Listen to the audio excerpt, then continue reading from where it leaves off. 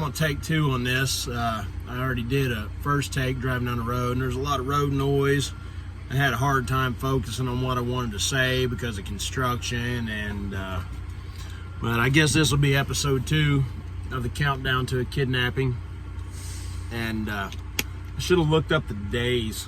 Anyway, however many days between now and January 3rd is the countdown.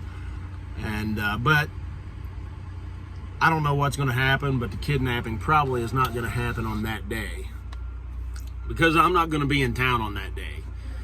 And I don't think they're going to like put out a nationwide manhunt on a contempt of court charge. But who knows? They do what the hell they want.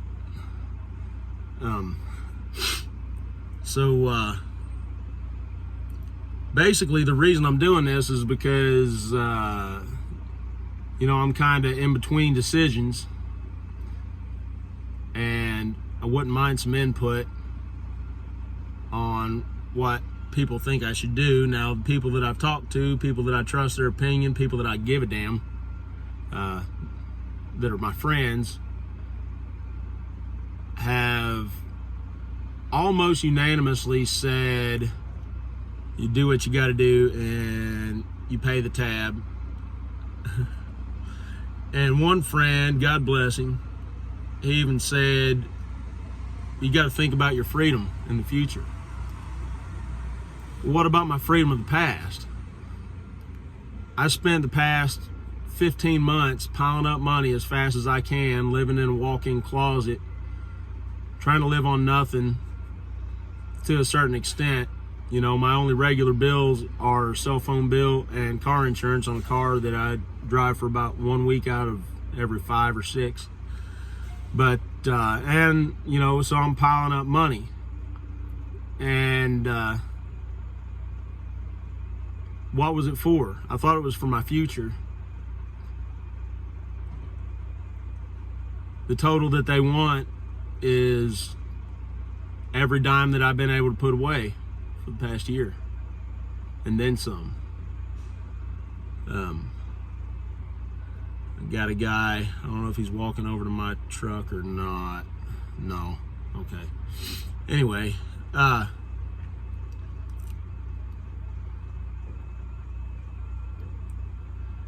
so I need your help just figuring out what I need to do from here. And I'll be honest, I'm looking for people to tell me what I want to hear. Doesn't mean that it's the only thing I'm going to listen to. But I am curious as to how many of my friends. I had one that told me time to buy a 50 cal. You know. I had another friend that told me that if I wind up in jail, they'll be standing outside the doors screaming like a banshee until they let me out. But I've had a lot more friends that say, just got to do the practical thing, you know. The one friend that I say, God bless him, literally told me to not worry about principle and to just focus on the practical. And I know he particularly has a hard time thinking the way I do, and that's okay. But I got plenty of friends that don't. I don't know if I have enough friends that don't. I know if their friends had friends, then maybe I could get somewhere. But it's hard to stand up for somebody that you don't know personally. And you better really investigate your cause before you're going to put your ass on the line for somebody that you don't know.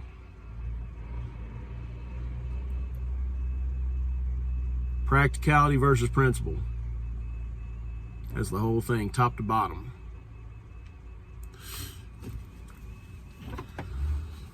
It's getting warm in here. I got the truck off, and I keep cracking the windows to try to regulate the temperature. Then some loud ass truck rolls by, and I roll them back up. But so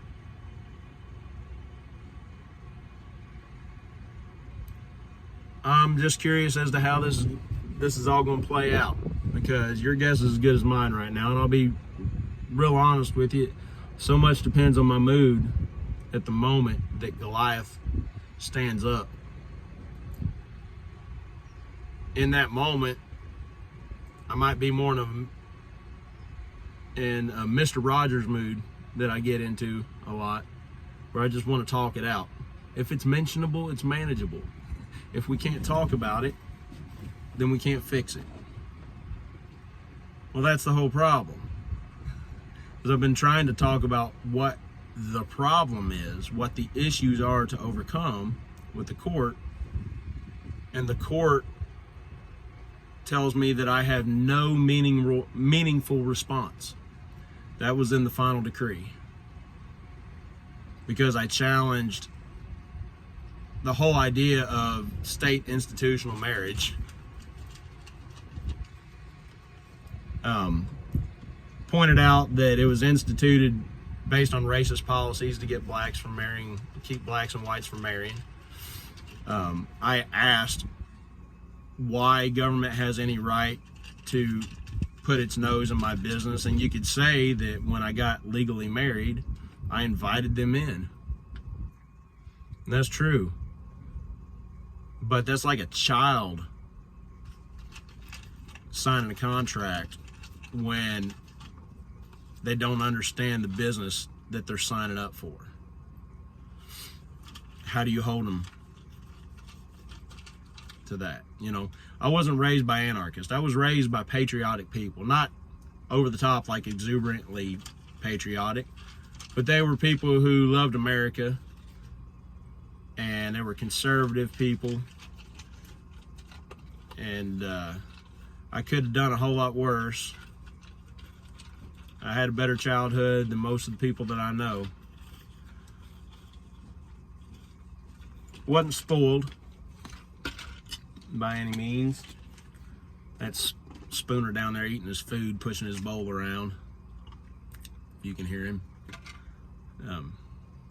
He's my mascot, Spoon Dog Millionaire, I call him, or Spoon Doggy Dog.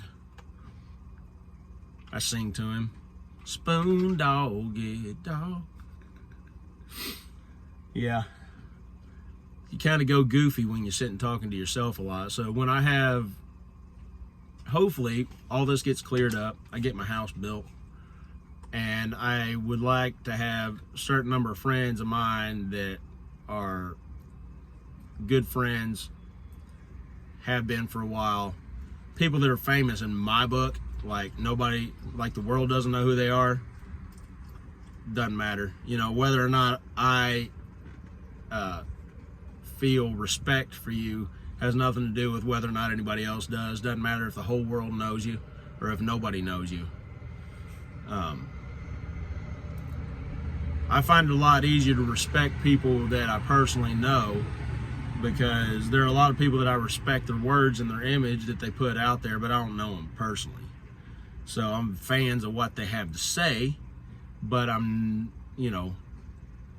gonna reserve some because I've never met them.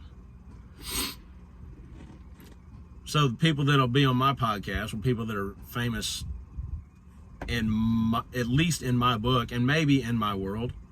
I'd love to talk to people. I'm not going to use the word interview because I don't want to interview anybody. I just want to sit and bullshit and have a conversation. That's kind of why I do comedy. I wouldn't mind. I would like to do stand-up comedy, but basically I just want to hang out with comedians. That's the whole reason. I just want to hang out with comedians because they seem like the funnest fucking people in the world to hang out with. And they're kind of the polar opposite of what I'm used to. Here's what I'm used to. Tell me if this is what you're used to. Like, you come up with the funniest fucking line off the top of your head in line at the grocery store or convenience store or whatever, or there's like strangers standing around, and it's so funny that you got to share it with somebody. But here's the thing, they didn't go there to make contact with strangers. They came in for a bag of chips. And sometimes it doesn't matter what you say. Most of the time, it doesn't matter what you say. how poignant or conversation starting it could be. It doesn't matter. They look at you like, you know, you're an alien. Like, why are you talking to me? Like, I don't know you. We're just strangers. Like, you know, well, I'm not asking you to fucking marry me, dude. I'm just like, you know, talking about the weather or whatever, you know. Or one of my main conversation starters is pointing out something wrong that should be fixed, because that's something a lot of people like to talk about. And it does start a conversation, but nobody stays in the conversation long enough to actually fix it. Or to say, what do we do about this? You know, what the fuck happened to my favorite brand of Doritos? As an example. Not that I need to solve that problem in the convenience store with strangers.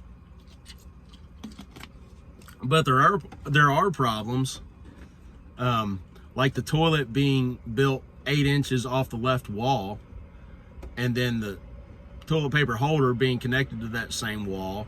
And when you're right-handed and you got to lean to the left, and you can't because there's something shoved up against your shoulder, how do you wipe?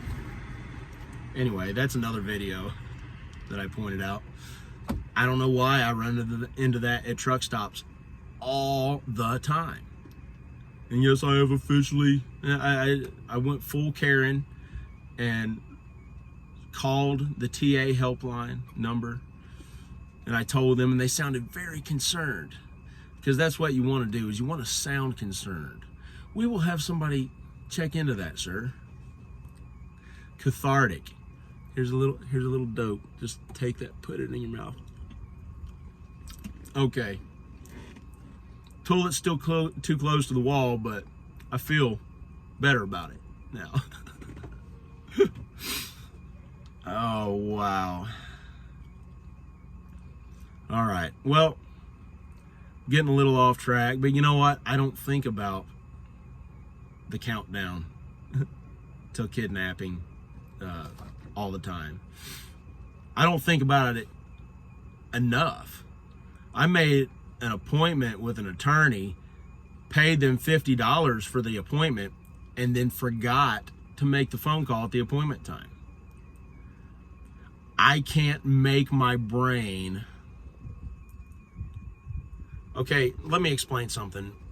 I don't want to know who the next president is. By the time the next president is in office, I want to have designed my life in a way where it's irrelevant. And then I like to show other people how to design their life in a way that's irrelevant.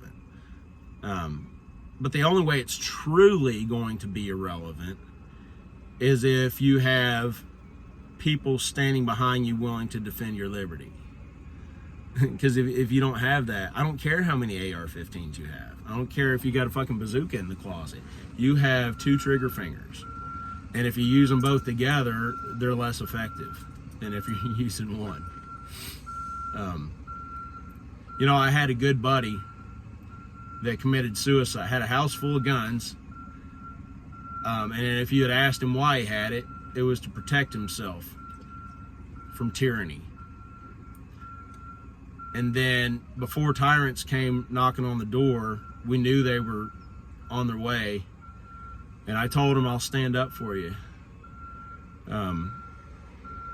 You won't have to shoot back alone. And he appreciated that sentiment. And I think he understood that I was a true friend. And then he killed himself without having fired one shot at the tyrants.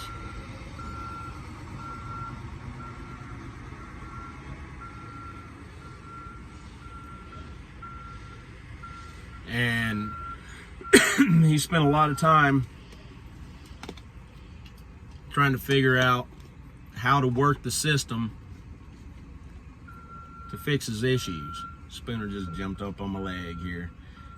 You just been walked. You're okay.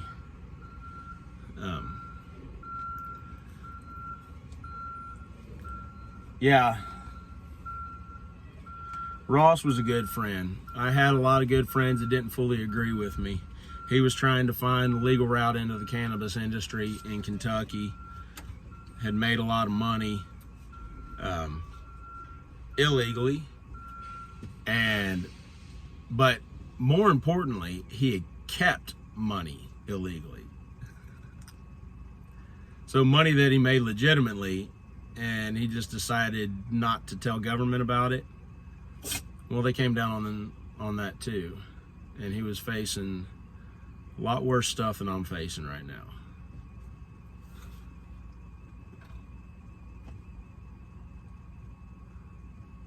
But even though we didn't see eye to eye, I would have stood up for him in a heartbeat. And I would have lost. I know it. You know, I'm not stupid. I know I would have lost. But it was an opportunity to stand for my principles.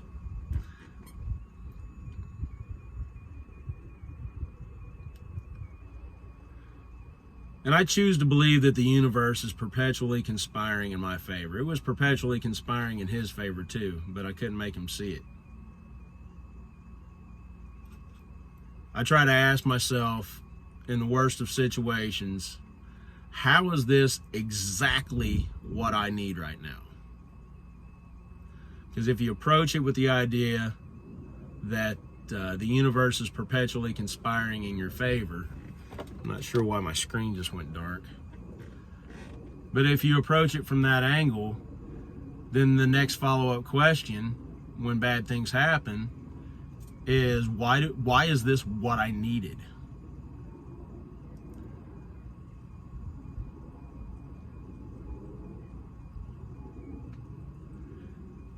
Is it to show me that I was wrong? Is it to really drive the point home that comply or die are the rules of this world and there's no third option? Do I need to wrap my head around that? Because when I say that to myself, I sound like one of the people talking. To me, I sound like one of the scientists in 1902 talking about how manned flight is impossible. It's impossible till somebody did it, you know. Beep, boop, boop. Talking to somebody on the other side of the country, thousands of miles away, and we bitch about a half-second delay.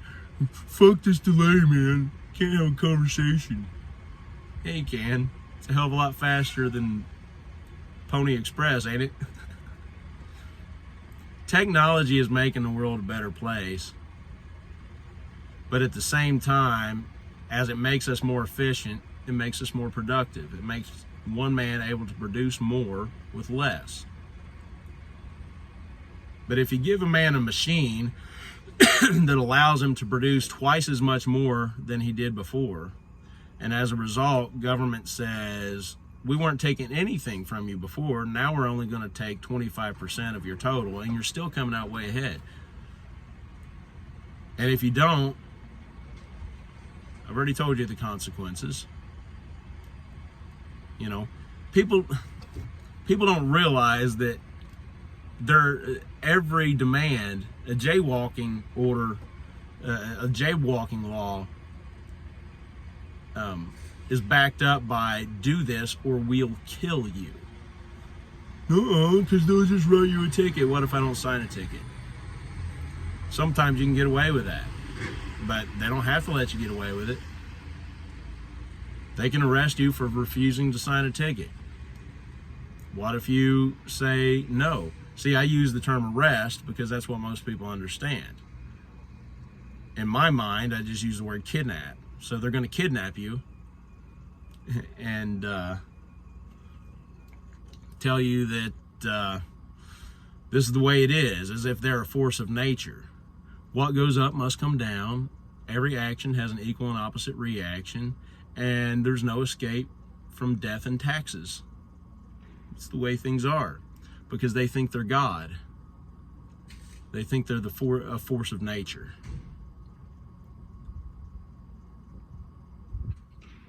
Is anybody ever going to show them that they're not?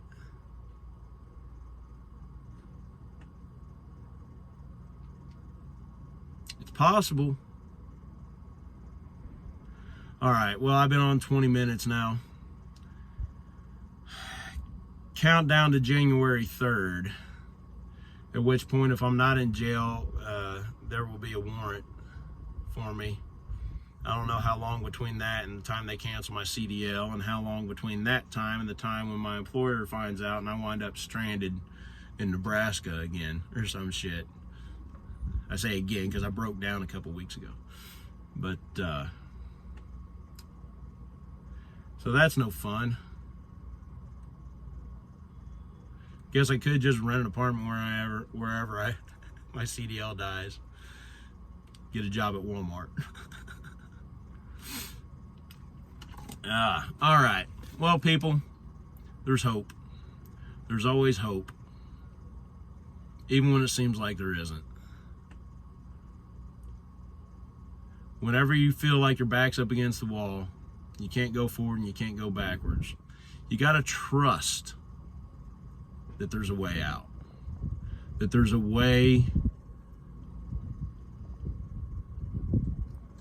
to preserve your integrity and not have to die. I'm still trying to find that way. So, all right, I'm going to sign off. Episode 2 of the Countdown to a Kidnapping.